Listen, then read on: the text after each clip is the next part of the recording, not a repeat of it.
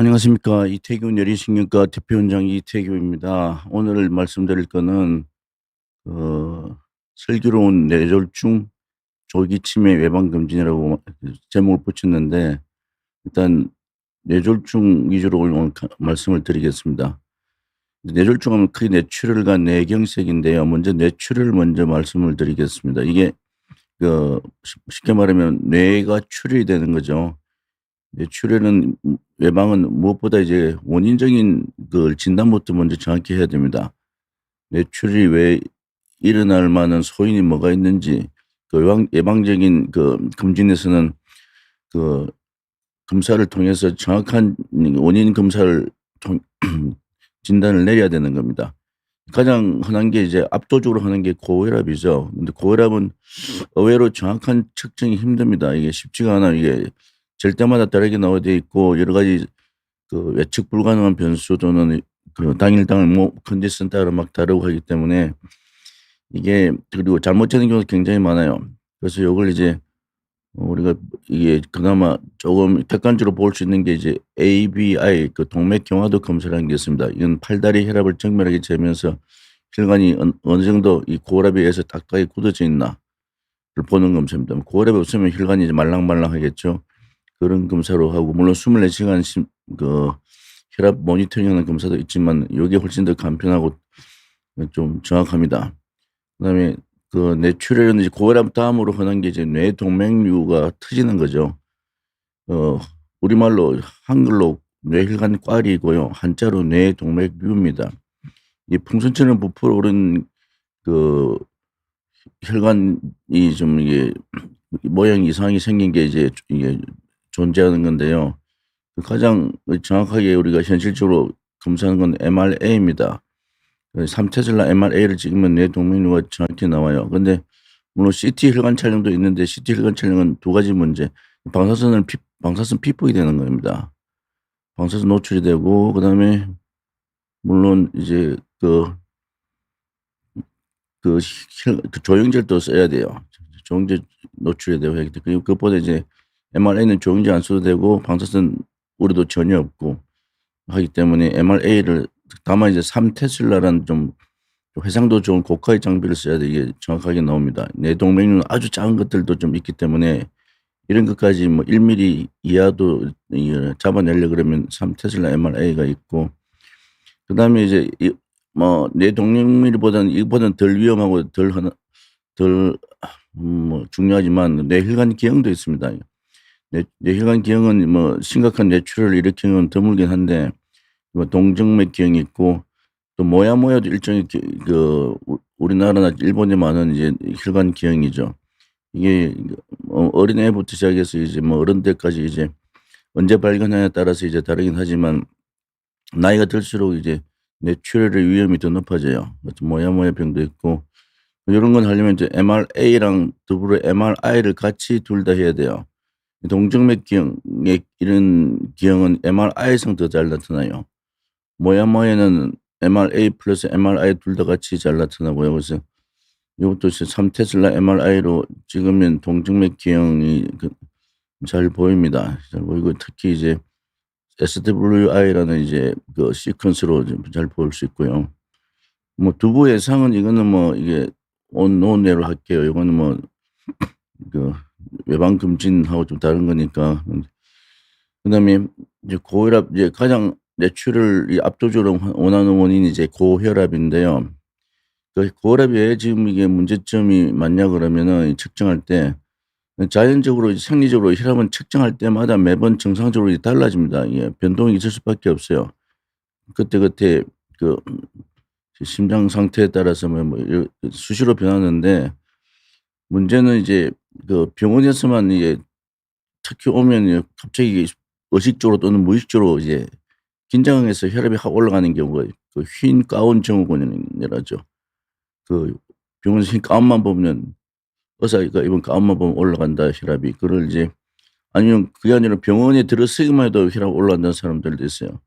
그럼 혈압 측정기 앞에 앉으면 바로 올라가는 사람도 있고, 어쨌든 병원 내에서 병원의 문턱에서부터 아니면 혈압 측정기 앞에서 아니면 진료실에서 이제 담당 의사분을 만날 때 혈압이 올라가는 그 통틀어서 이제 화이트 코트 신드롬이라 그러는데 이런 건 흔하진 않지만 이제 요것도 이제 일단 정확한 혈압 측정을 방해하는 거죠.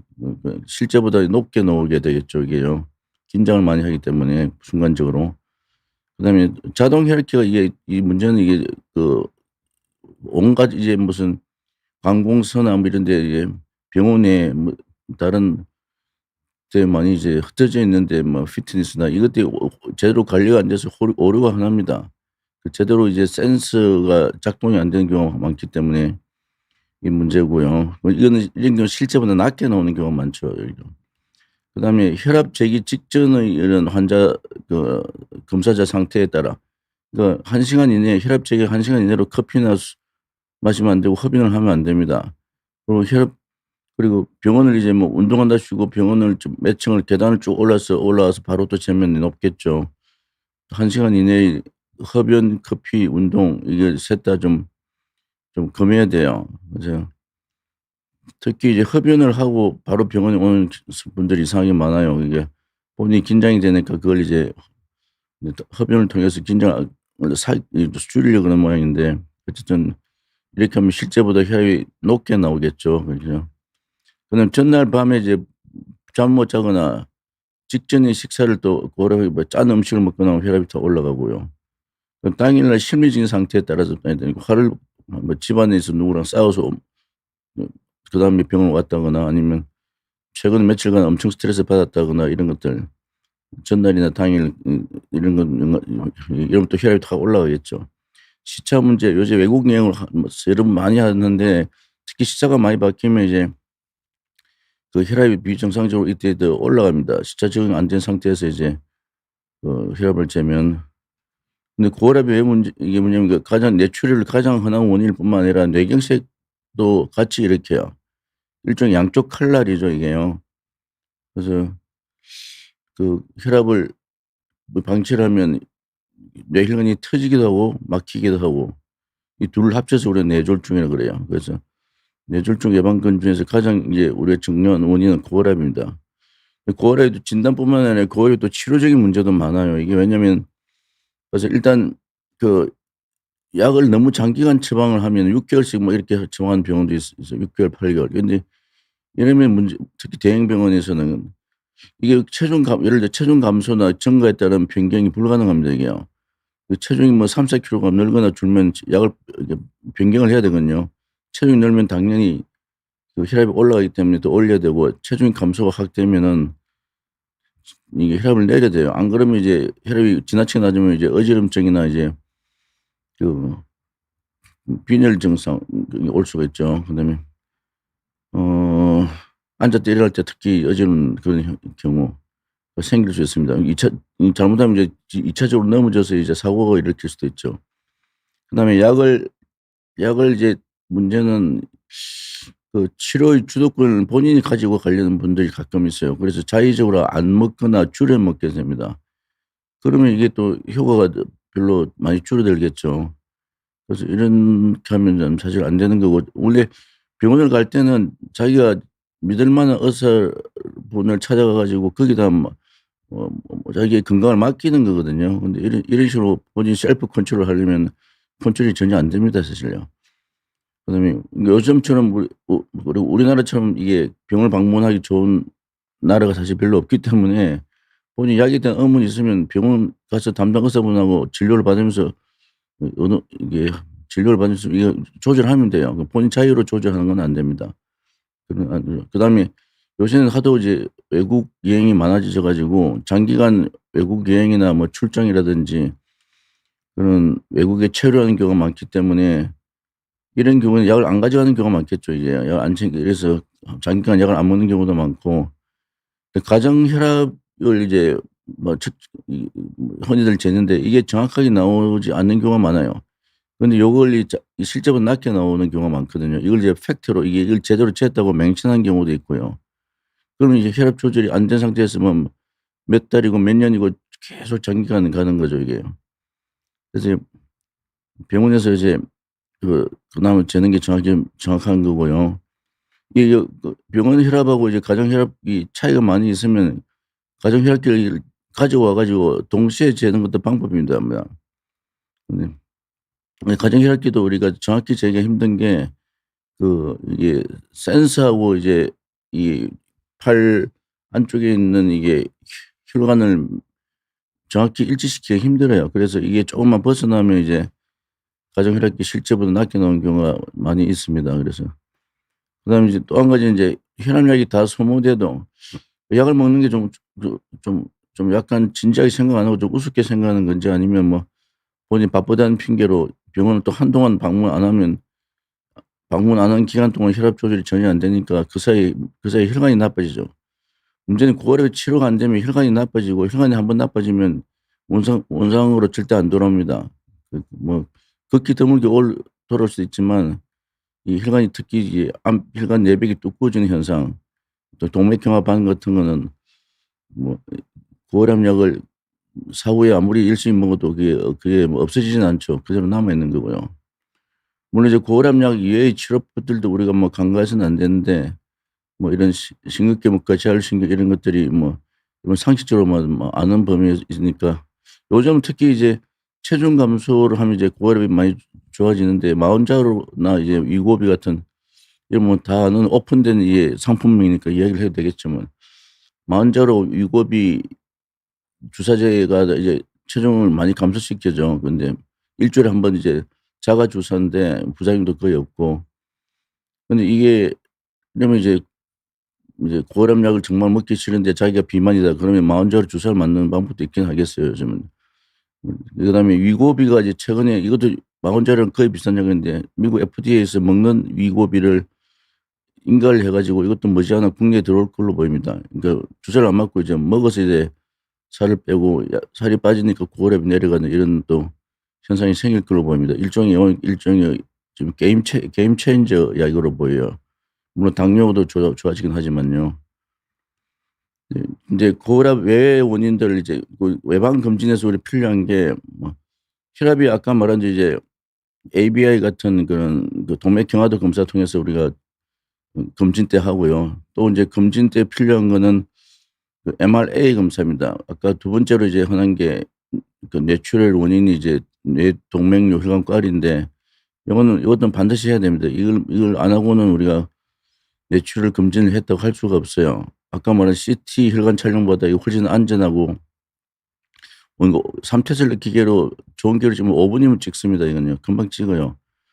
판독도 금방 어렵지는 않고 이제 숙련된 의사가 하면은.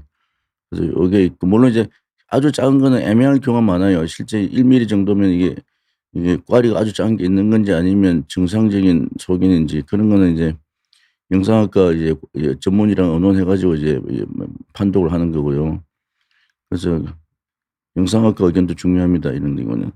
그다음에 일단 꽈리가 뇌동맥류로 발견되면은 해마다 혹은 경련으로 추적 검사를 해야 됩니다. 해마다는 경우는 이제 뇌동맥류 위치에 따라 다른데 이게 뇌를 싸고 있는 막 안에 있으면 해마다를 해야 되고요. 뇌를 싸고 있는 안에 있으면 뇌출혈 위험이 있고 바깥에 있으면은 뇌를 싸고 있는 막이 뇌의 바깥에 있으면 이제 2 년마다 해야 돼요. 이렇게 하면 추적 검사가 필요하긴 합니다 이거는. 그다음에 이 추적 검사할 때는 이건 되게 국민건강보험이 약간은 적용이 되니까 비용이 그렇게 비싸진 않습니다. 그다음에 3 테슬라 MR 요새 1.5 테슬라가 아직도 사실 많이 지금 운영이 되고 있을 거예요. 근데 3 테슬라 MR 기계로 해야 이게 아주 작은 1 밀리 정도까지 우리가 디텍트 진단해 내고 물론 조영지에 쓸 필요가 없습니다. 그러니까 3 테슬라의 장점은 이제 MRI가 해상도가 선명하고 촬영 시간도 훨씬 5 분이면 찍는 거고 MRA만 찍을 경우 조영제 불필요하고 1 밀리 정도 아주 작은 뇌동맥도 어느 정도는 진단이 가능합니다만 물론 애매한 경우도 있긴 한데 애매한 경우도 해마다 찍어서 혹시 커지는지 보면 되는 겁니다 이거는. 그러니까 근데 뇌동맥류는 이제 흔히 언론에서 이제 이게 빵 터지면 뇌출혈로 사망하는 경우가 드물게 있기 때문에 이게 유병인들이 최근 몇 년 전에 이제 아주 유명한 영화배우 비교적 젊은 영화배우가 아마 사인이 요걸로 추정이 되는데 부검 안 해서 모르겠지만 그런 케이스도 있었고 어쨌든 외국의 유명한 탤런트들도 이게 죽은 사람도 있고 그러죠. 그래서 뭐 그런 유명 인사뿐만 아니라 이제 이게 가족력도 이제 있을 경우에는 이제 이거 이거 반드시 해야겠죠. 예. 그다음에 폐쇄 공포증. 예. 잠체절 MRI 촬영은 유일한 이제 한계 내지 이제 그거는 폐쇄 공포증 환자들이 좀 있는 경우가 있는데 이 안정제 복용하고 촬영하면 됩니다. 뭐 겁날 거 하나도 없어요. 뭐 굳이 뭐 무슨 무슨 주사를 맞아서 진정시키고 그럴 필요는 거의 없습니다. 그래서 병원에서 물론 MRI 찍는 거는 어떻게 보면은 뭐 어떻게 보면 굉장히 쉬운 검사 중에 하나죠 이게. 환자 입장에서도 그렇고. 근데 굉장히 중요한 검사입니다.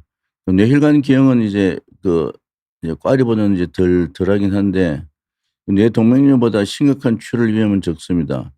요거는 오히려 MRI상 더 잘 보여요. 그 그래서 특히 이것도 3차절 MR을 해야 되는 거고 특히 동정맥기형과 정맥기형인데 정맥기형은 오히려 출혈 위험이 거의 없어요. 모야모야 병은 요거는 뭐 좀 들어보는지 모르겠지만 이게 선천적으로 뇌혈관 일부가 좁아지는 겁니다, 협착증도. 이게 이제 뇌경색도 일으킬 수 있고 뇌출혈도 일으킬 수 있어요. 요거는 요것도 MRA를 해야 되고 이것도 가족력이 있는 경우가 가끔 있어요. 우리나라는 특히 이게 일본이나 우리나라, 중국 이쪽에서 주로 이제 환자가 있고 백인들은 거의 없는 병이긴 합니다. 머리 MRI 촬영 시에는 인제 SWI라는 커트 이게 전문 용어로 시퀀스라는 건데 이게 중요합니다. 이 3차절 MR 기계로 이게 있는 건데 이게 있어야 SWI 요걸 촬영을 해야 이제 기형이 잘 보입니다. 뇌혈관 기형은 세 번째로 흔한 뇌출혈 원인이고 그래서 결론적으로 뇌출혈 예방 금지는 3차절 MRI랑 MRA 찍고요. 이게 우리 병원 같은 거는 20 분이면 다 찍어요 이거요. 그러니까 MRI실에 들어갔다 나오는데 20 분이면 되는 물론 풀 시퀀스로 다 찍어도 자세히 찍어도 20 분이 됩니다. 물론 이제 병원에 따라 다르는데 일부 검진센터에서는 이게 참 문제가 MRI를 풀로 다 찍지 않고 뭐 절반도 안 찍고서는 이제 다 찍은 것처럼 이제 과대 포장해서 선전하는 경우가 많은 것 같은데 참 이게 좀 윤리적으로 문제가 있는 것 같아요. MRI는 심사평가에서 정한 게 최소한 6 카트가 돼야 되거든요, 쉽게 말하면. 그런데 뭐 두 카트, 세 카트 찍고 나고서는 다 찍은 것처럼 두세 카트 찍으면 아까 SWI가 포함이 안 돼요. 그렇기 때문에 그런 혈관 기형을 다 놓치죠. 그래서 그런 것들이 문제가 있습니다. 그러니까 뇌 검진을 받을 때는 머리 MRI를 제대로 다 찍는지를 반드시 확인을 해야 됩니다. 안 그러면 돈만 날리고 제대로 검사를 받지도 않는 결과가 됩니다 이게요. 그다음에 ABI는 비교적 아까 간단한 검사긴 하고 이게 이제 특히 고혈압을 비교적 객관적으로 잘 측정할 수 있고 혈관이 이제 딱딱한 정도를 이제 체크하는 거죠. 물론 고혈압 말고 흡연도 이제 혈관을 딱딱하게 해요. 동맥경화도 검사를 하기도 하고 요건 이제 팔다리 혈압을 측정하게 되면서 이 굵은 혈관이 어느 정도 굳어져 있나 보는 거거든요. 굳은 혈관 이제 심장에서 나와서 이제 가슴으로 해서 복부로 해서 다리로 쭉 내려가는 혈관을 이제 보는 겁니다. 근데 우리가 말초 혈관이 많이 안 좋은 경우는 다리 혈관도 이제 특히 당뇨 환자들 같은 경우는 다리 혈관도 안 좋은 경우가 많은데 경우에는 이제 이게 팔다리 혈압이 역전이 돼요. 역전이 무슨 말이냐면 정상적으로는 이제 팔의 혈압이 다리 혈압보다 낮아야 정상입니다. 그런데 이게 다리에 이제 이 동맥경화 심해서 혈관이 많이 좁아지면 이게 다리 쪽 혈압이 낮아져요. 그러면 팔 혈압과 거의 비슷하거나 오히려 팔 혈압보다 다리 혈압이 더 낮게 돼요. 그렇게 되면 다리 쪽 하지 동맥이 많이 좁아져 있다는 걸 알 수가 있죠. 그건 굉장히 심한 경우입니다. 그러면 온몸의 혈관이 다 여러 군데 무작위로 많이 좁아졌을 가능성이 많죠. 그러면 이제 심장혈관도 많이 좁아질 거고 어쨌든 아주 심한 동맥 상태를 보는데도 이게 필요하긴 합니다. 이걸 놓치면 안 되죠. ABI는 반드시 들어가야 될 거고 그다음에 생활 습관 우리가 문진을 통해서 해야 되고 혈압을 정확히 물론 이제 ABF뿐만 아니라 병원에 와서 혈압을 제대로 이제 정밀하게 정확히 체크를 해야겠죠. 그렇게 이제 그 뇌출혈을 예방하는 이렇게 이 정도로 이루어집니다. 근데 3 테슬라 MRI 그다음에 그게 가장 중요한 검사고 뇌경색 예방 검진은 좀 좀 더 다양하고 좀 복잡해요. 뇌경색은 뭐 다 아시겠지만 크고 작은 혈관 대부분 뇌혈관이죠. 물론 목혈관이 갑자기 막히는 경우도 있는데 그런 건 드물고 뇌혈관이 갑자기 막혀서 그러면 해당 뇌세포가 피를 공급을 못 받아요. 허혈 증상이 생기는데 그러면 그 혈관이 그럼 심하게 좁아지거나 막히는 현상이 왜 생기느냐. 물론 아주 고령에서 저절로 생길 수 있지만 대부분 이제 고혈압, 고지혈증, 당뇨, 흡연, 수면무호흡증 제가 보니 5 가지가 제일 흔한 것 같아요. 근데 이제 가장 이제 중요한 게 요 2 가지고요. 그다음에 흡연도 남자분들한테 굉장히 중요하게 좀 흔히 있는 거고 수면무호흡증도 의외로 많습니다. 이게 자다가 숨이 턱턱 막히면 이제 뇌뿐만 아니라 이 혈관 내피세포에도 안 좋기 때문에 이게 그 동맥경화가 잘 좁아지죠. 그래서 당뇨는 크고 작은 온 혈관을 다 이제 안 좋게 만들고 근데 이게 5 가지 제일 흔한 원인이고 그러면 검진 때 이걸 다 체크를 해야죠. 고혈압 아까 말한 대로 그렇게 하면 되고 고지혈증, 당뇨는 물론 혈액 검사를 하는 거고 흡연은 이제 환자 문진에서 체크하는 거고 수면무호흡증 이게 좀 애매해요. 이게 무호흡증은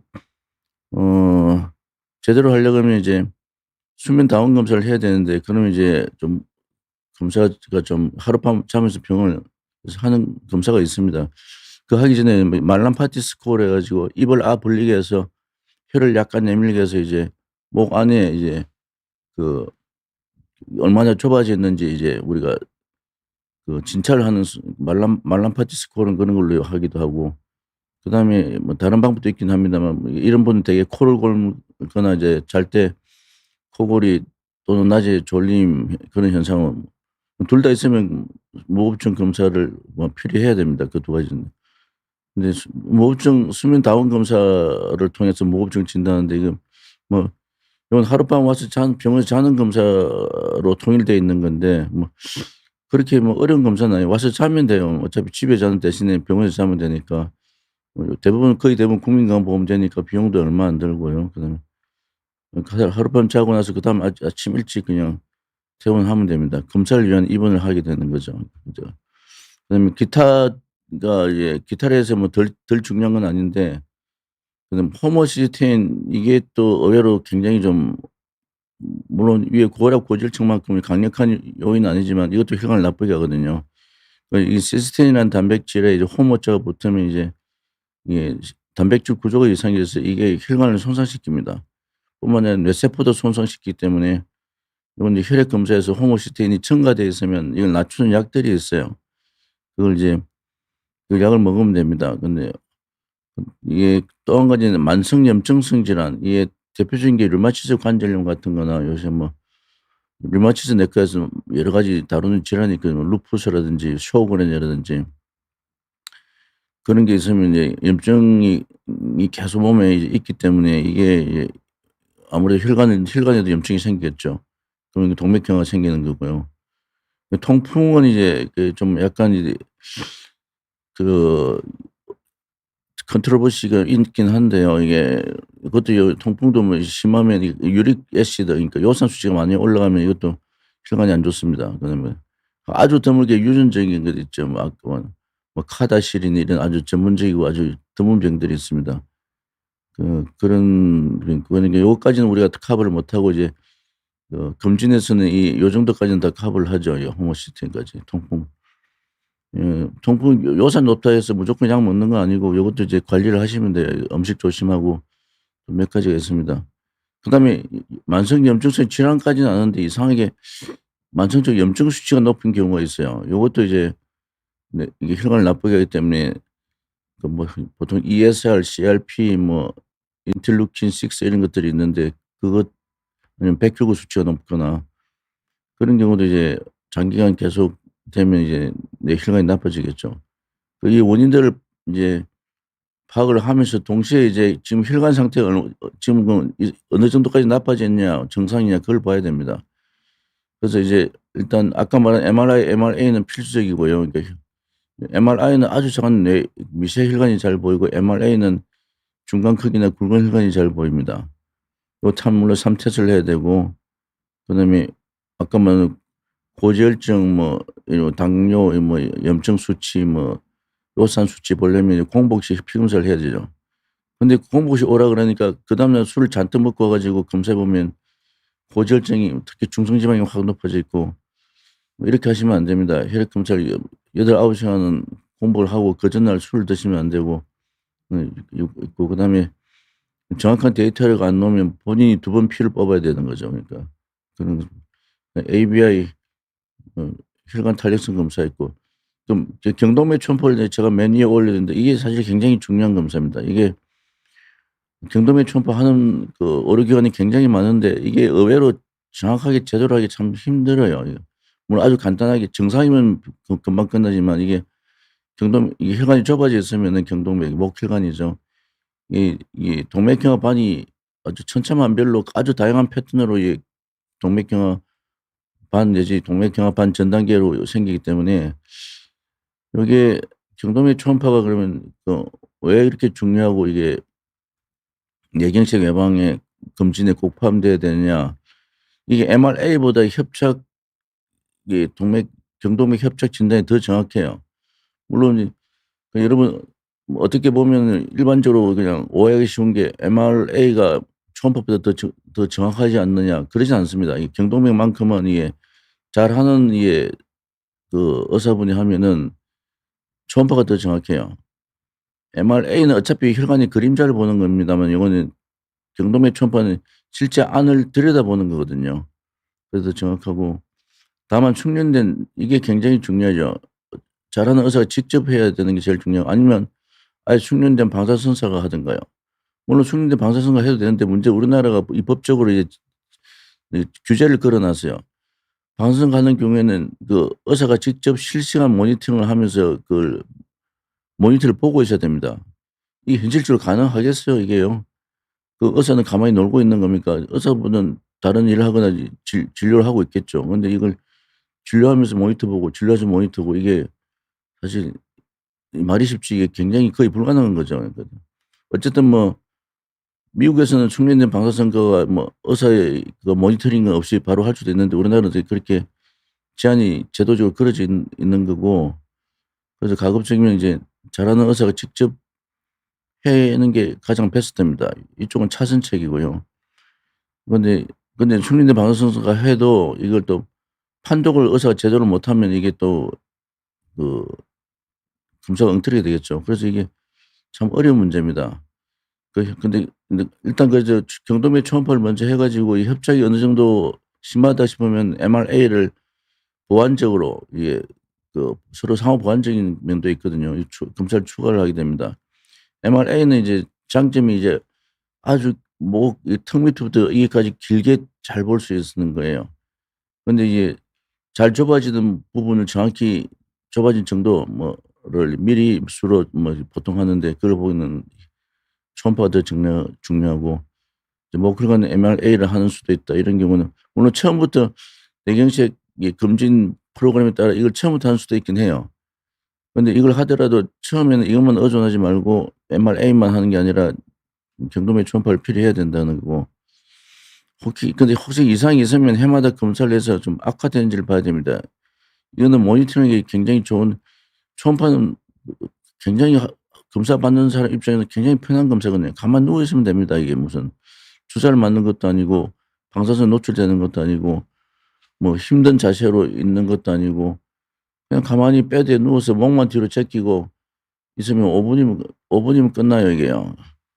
그리고 검사 오래 걸린 것도 아니고 그래서 이건 어떻게 보면 아주 검사자 입장에서는 검사 받기 쉬운 검사이기 때문에 그래서 잘 활용을 하면 뇌경색 예방에 아주 큰 도움이 됩니다.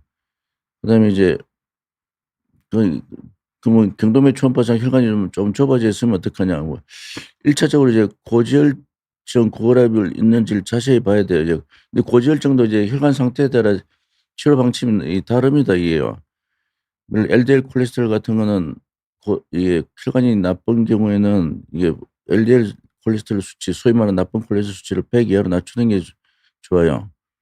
100에서 40 사이로 유지를 하는 게 제일 좋고 물론 이제 일반적으로 130을 이제 일종의 카트라인 비슷하게 잡는데 혈관이 멀쩡하면 이제 100에서 130 사이는 일단 그냥 "식사 조심하세요." 뭐 이렇게 하고 라이프 스타일만 이제 먹거리만 조심하면 되는데 이제 어쨌든 이 혈관이 나쁘면 LDL이 110 이라도 약을 먹는 게 원칙이긴 합니다 이게요. 100 이하로 낮추는 게 원칙이고 뭐 70 이나 뭐 60 이 정도까지 낮추는 게 제일 아이디얼하긴 하고 그래도 이게 어느 정도 이게 그 경동맥 초음파상 혈관 협착이 심하면은 아스피린 같은 항혈소판제 복용을 적극 고려를 해야 돼요. 이것도 물론 이제 근데 항혈소판제는 문제가 이제 한 번 먹으면 계속 먹게 되기 때문에 이 항혈소판제 중에 좀 순한 약 좀 약한 약을 쓰면 되는데 어쨌든 이 경동맥 문제는 경동맥 초음파를 정확하게 해야 심한 정도를 정확히 알 수 있겠죠. 그래서 이게 뭐 그 경우에 따라서는 이게 판단이 어려운 경우도 있긴 합니다. 그 한 번 이 협착이 진행되면요 이게 아스피린이 아니라 무슨 약을 써도 이거 호전되는 경우는 드뭅니다 이게요. 물론 뭐 수술하면 되지 않느냐. 근데 수술을 하는 경우는 뭐 경동맥 초음파가 이게 엄청 좁아졌다 뭐 거의 뭐 혈관 지름에서 80-90% 좁아졌다. 그러면 이제 수술이 이제 약보다 이제 뇌경색 외방이 더 효과적이기 때문에 수술을 하거나 스텐트를 넣는데 근데 경동맥이 그 정도 심하게 나빠지면 심장 혈관이나 다른 혈관들 다가 동시에 나빠져 버려요. 그래서 외방이 최선입니다. 그래서 뭐 수술도 뭐 이게 수술을 해도 그 다른 혈관들이 나빠져 있기 때문에 항혈소판제는 계속 먹어야 돼요. 그렇기 때문에 수술을 하는 그런 불상사까지는 안 가야 되는 게 어떻게 보면 현명한 조치죠. 그다음에 경동맥 교환이 이 중요한 이유 중에 하나가 이게 심장 혈관도 거의 비례해서 협착이 됩니다. 그래서 순환기내과에서 이제 경동맥 초음파를 관심을 많이 가지는 게 심장 혈관을 직접 들여다보기가 거의 힘들거든요. 그래서 경동맥은 직접 초음파로 그 혈관 내벽까지 보면서 우리가 검사할 수 있기 때문에 일종의 그 전문용어로 슈로게이트라 그러는데 환장동맥은 심장관 초음파를 할 수가 없어요. 워낙 두꺼운 근육과 이제 뼈에 가려 있기 때문에 이제 경동맥은 이제 이 목에 노출되어 있기 때문에 검사하기가 어떻게 보면 검사자 입장에서도 좀 아주 좋은 거죠. 이렇게 이미지가 잘 보이니까. 그다음에 그 진단과 치료에 뇌경색 예방뿐만 아니라 뇌경색 진단 및 치료에도 굉장히 유용하게 쓸 수 있는 겁니다. 그럼 뇌경색 예방에서 이제 MRI는 이제 뇌경색 예방에서 이제 아주 중요한데 왜냐면 이게 소혈관 조그만 미세혈관이 막힌 걸 MRI에서 흔히 볼 수 있어요. 근데 그 정도가에 따라 이제 천차만별인데 소혈관이 많이 막히면 이제 이 굵은 혈관도 같이 좁아지는 경우가 많고 또 한 가지는 이게 결국은 이 소혈관이 엄청 많이 막히면 이 혈관성 치매도 일으키는 그런 얘기예요. 그래서 MRI가 굉장히 중요하고 그다음에 그래서 항혈소판 투여 그러니까 우리가 이제 항혈소판제를 투여할 때 경동맥 초음파상 협착뿐만 아니라 MRI상 이제 얼마나 이제 이런 소혈관 막힘이 있는 정도로 또 우리가 결정이 필요한 겁니다. 그다음에 이 MRI 잘 보면 이제 과거에 뇌경색이 지나간 자리가 이제 발견될 수도 있죠. 살짝 지나간 자리. 환자는 기억을 못하는 경우도 많아요. 그럼 이러면 인제 소혈관 막힘 플러스 뇌경색 지나간 자리 있으면 이제 우리가 좀 더 적극적으로 이제 예방적인 그 약을 쓰긴 써야 되겠죠. 그다음에 MRI 잘 보면 뇌출혈 자국 우리가 이 있는 경우가 종종 있어요. 이게 아주 점상 출혈해서 점처럼 아주 작은 것도 있고 아니면 이제 과거에 어느 정도 사이즈가 크게 뇌출혈을 앓고 지나간 근데 뇌출혈은 아주 크지 않으면 증상이 없기 때문에 이게 모르고 지나는 경우도 많아요. 근데 뇌출혈 자국이 상당히 많은데 이제 아스피린 같은 약을 센 약을 쓰면 이제 뇌출혈이 더 심해져서 문제가 더 커지기 때문에 그래서 아스피린 같은 계통의 약을 쓸 때도 이게 MRI 같은 걸 꼭 확인을 하는 게 필요하긴 합니다. 아스피린이 매일 먹는 게 만만한 게 아닙니다 절대요. 아스피린 자체에 여러 가지 또 부작용도 있고 해서. 그다음에 MRA 볼게요. MRA는 이제 아까 꽈리 뇌동맥류 진단이 굉장히 중요한데 그뿐만 아니라 뇌혈관이 좁아진 뭐 막히는 걸 보는 게 MRA가 굉장히 중요해요. 그 MRA상 협착 소견이 보이면은 이게 경우에 따라서는 좀 더 정확한 협착 정도는 이제 뇌혈류 검사라고도 따로 있어요. 이거 일종의 초음파 검사인데 요걸로 보완할 수도 있습니다. 그러니까 뇌혈류 검사가 왜 중요하냐 그러면 이건 해마다 요것도 일종의 초음파이기 때문에 손쉽게 우리가 그 추적 검사를 할 수 있거든요. MRA는 아무래도 비용이 좀 나가기 때문에 뭐 경제적으로 문제가 없는 분들은 뭐 상관이 없지만 그래서 MRA와 이제 뇌혈류 검사는 물론 MRA가 훨씬 더 정확하긴 하죠. 근데 이제 협착 정도를 좀 더 정확하게 보기에는 뇌혈류 검사가 필요할 때가 종종 있습니다. 요걸로 해마다 이제 더 좁아진지를 이걸로 검사하고 MRA는 몇 년에 한 번씩 이제 우리가 추적 검사하고 그렇게 합니다. 뭐 경동맥처럼 요것도 뇌혈관도 안 좋으면 이제 해마다 해 가지고 우리가 더 나빠지면 약을 뭐 어차피 바꾸든지 아니면 안 쓰던 약을 이게 새로 쓰든지 해야 되겠죠. 항힐수편제 같은 거. 그다음에 그제 그다음에 그리고 MRA는 아까 말한 이제 3 테슬라 기교로 해야 정확합니다 이게요. 1.5 테슬라면 화질 차이가 많이 납니다 이게. 그래서 그다음에 다른 데서 1.5 테슬라 가져오면 우리 병원에서 3 테슬라 기교를 찍는 경우가 굉장히 많아요. 그래서 참 어쩔 수가 없습니다. 이 3 테슬라 근데 꽈리에 놓치면 어떡합니까? 나중에 이제 이게 점점 커지면 이제 문제가 굉장히 커질 수 있어요. 근데 파열되면 뇌출혈로 사망률이 있기 때문에 그래서 그러니까 거듭 말하자면 조영제는 필요가 없고요. 그다음에 거의 대부분 머리 MRI와 동시에 같이 시행합니다. MRA는 그 미세혈관을 그 좁아진 정도를 보는 데 굉장히 중요한 거고요. 중간 사이즈 어 그다음에 ABI 보면 혈관 탄력성 검사 아까 처음에 말씀드렸는데 정확한 혈압 상태 진단이 중요한 거고요. 그다음에 고혈압, 흡연증으로 혈관이 굳어진 상태를 진단하는 겁니다. 이게 일종의 뇌경색 위험 요소가 되기 때문에 그래요. 그러니까 심장에서 나서 대동맥으로 해서 가슴 복부로 해서 다리로 내려가는 동맥의 그 그 탄력성, 딱딱하거나 뭐 상태를 보는 겁니다. 그래서 요것도 굉장히 중요하고 뇌경색 예방 검진에 의해서는 뭐 MRA 플러스 경동맥 플러스 뭐 이게 혈관 탄력성 플러스 혈액 검사 이게 몇 가지가 필요하죠.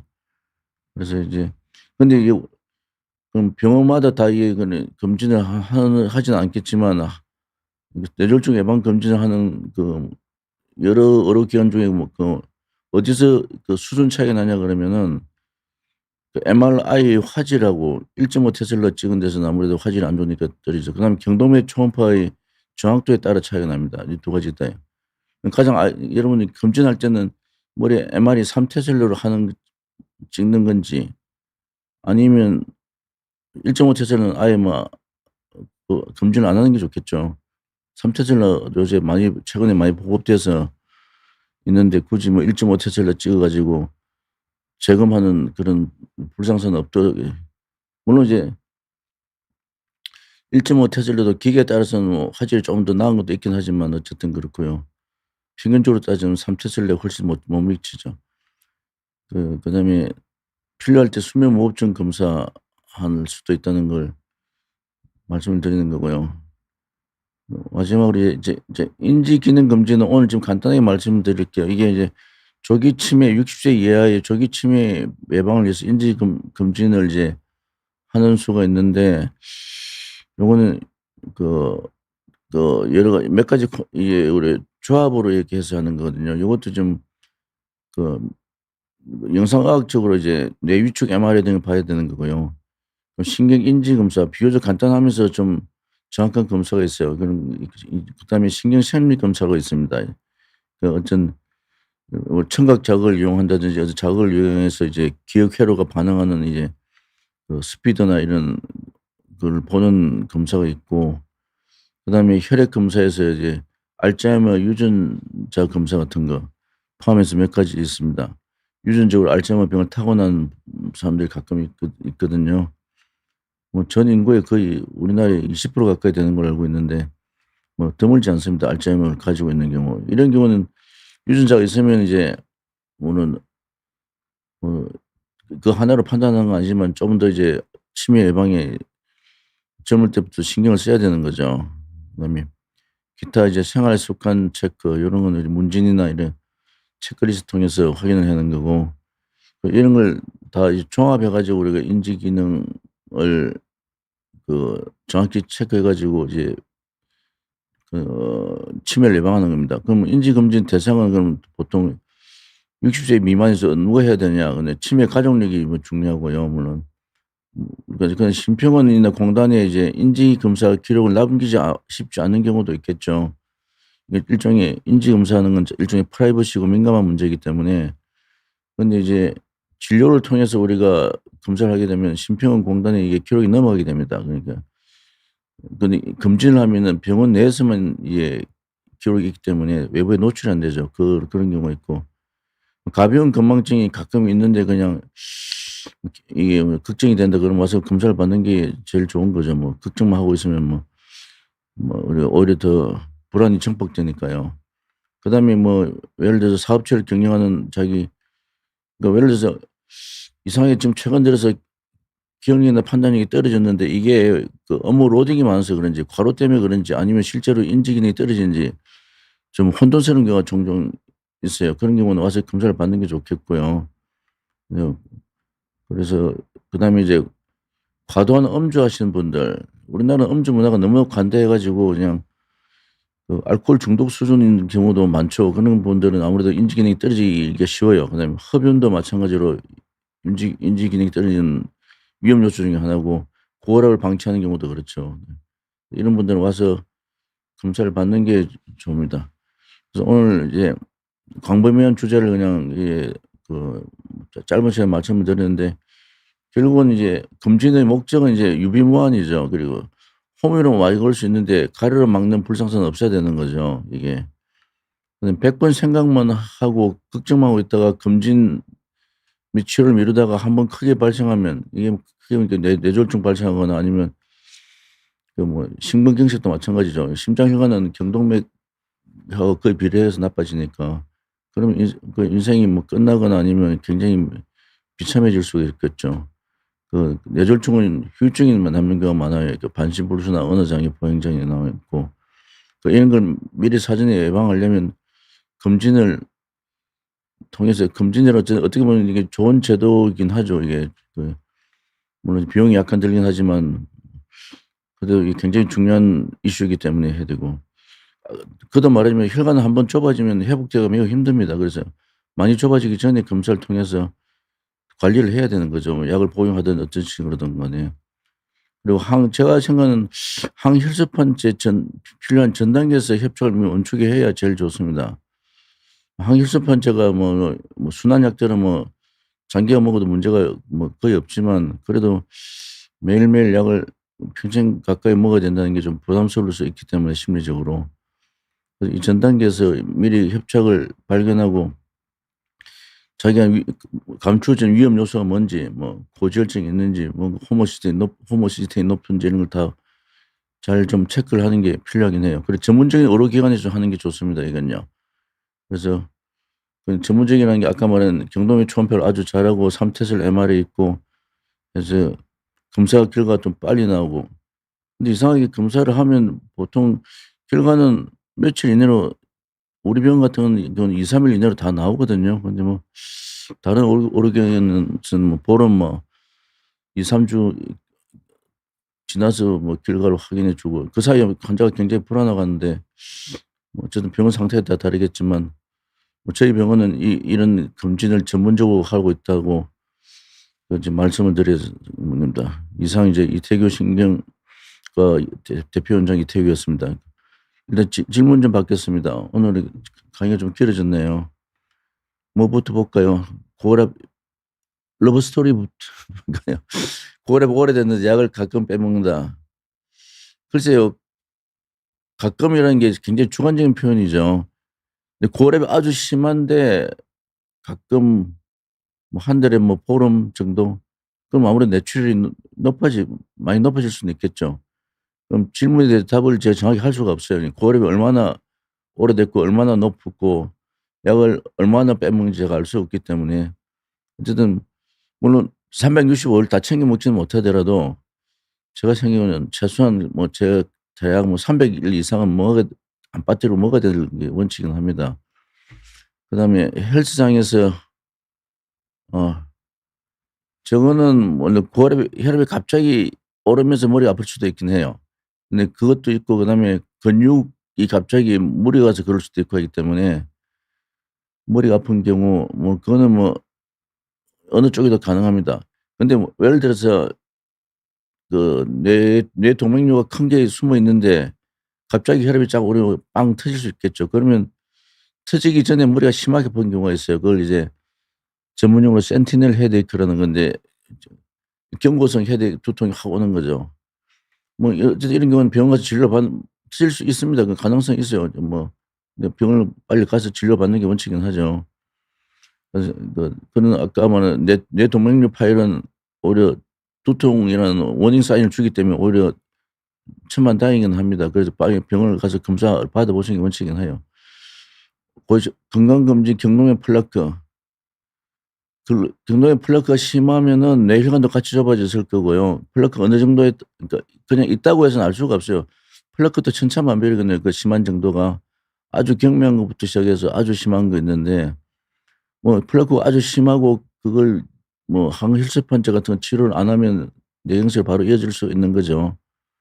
그럴 수도 있습니다. 그다음에 질문이 다 짧고 지금 좀 두루뭉실하기 때문에 제가 구체적인 답변을 못 해 드리겠어요. 근데 평소처럼 그대로 한번 보시면 이제 혈압약 먹고 있으면 이게요.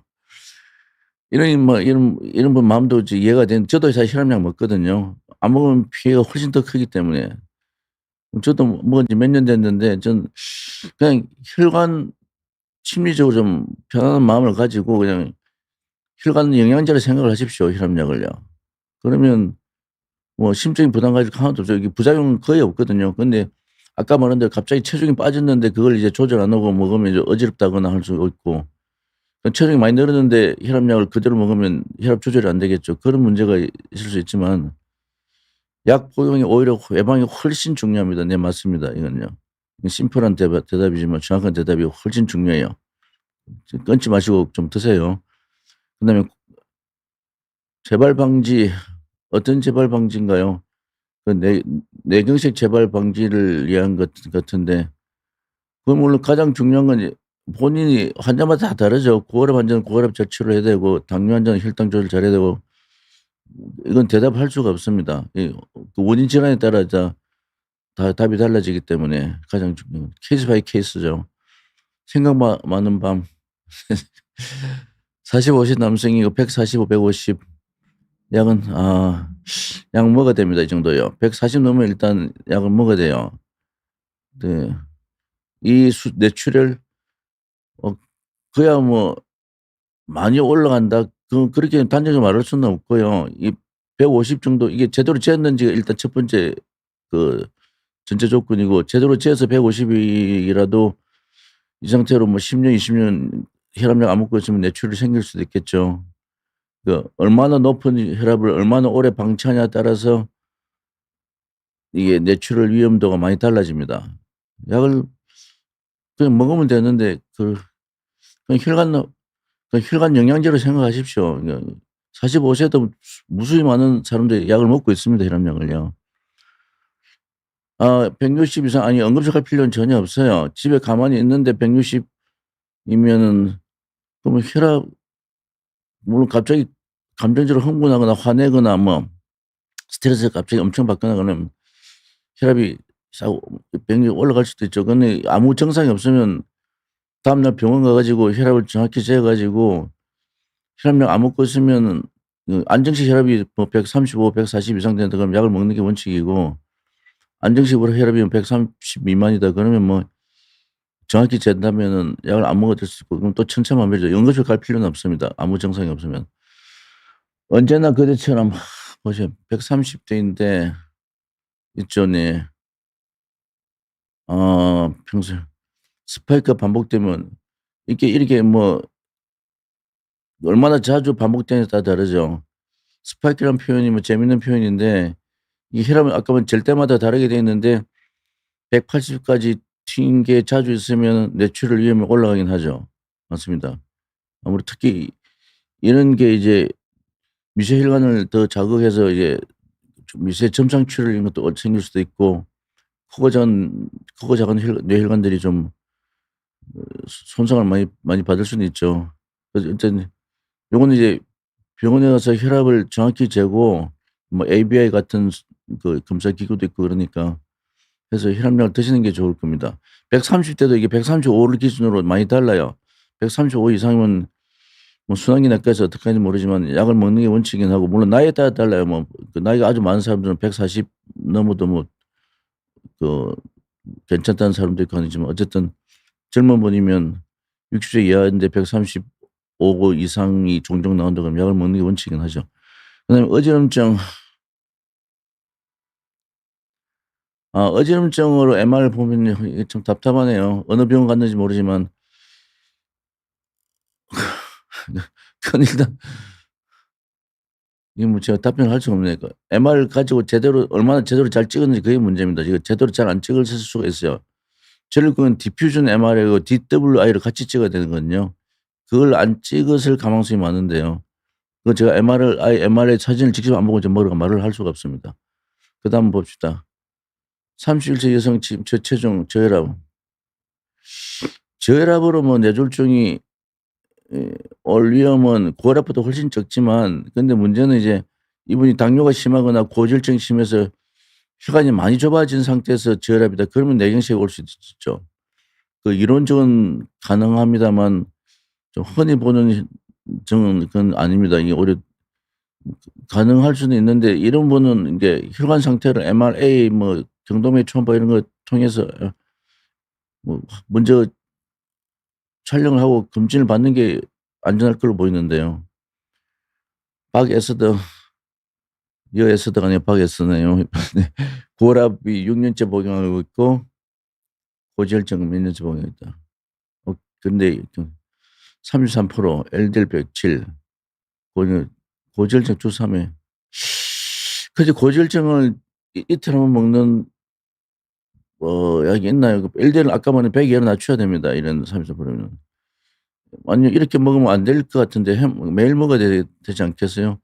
그 처방한 의사 선생님이 그러면 이틀 한번 먹으라 했나요? 이게 이렇게 문제입니다. 이게 환자분이 자의적으로 이게 매일 먹어야 될 약을 본인 마음대로 그냥 이틀 한번 먹고 이러면 안 되죠. 그 병원을 믿고 갔으면 의사 선생님을, 그 병원 의사 선생님 지시대로 진료에 적극 협조를 해 줘야 됩니다. 33%면 만만한 게 아니에요. 나이가 얼마인지 모르겠지만 이게 LDL 수치를 매일 먹었으면 100 이하로 내려갔겠죠. 그렇게 이렇게 이틀 한번 먹으면 안 됩니다. 이상 오늘 그러면 더 질문 없으면은 이렇게 제 말씀드린 주제를 마치겠습니다. 시청해 주셔서 감사합니다. 이태규 내리시니까 이태규였습니다.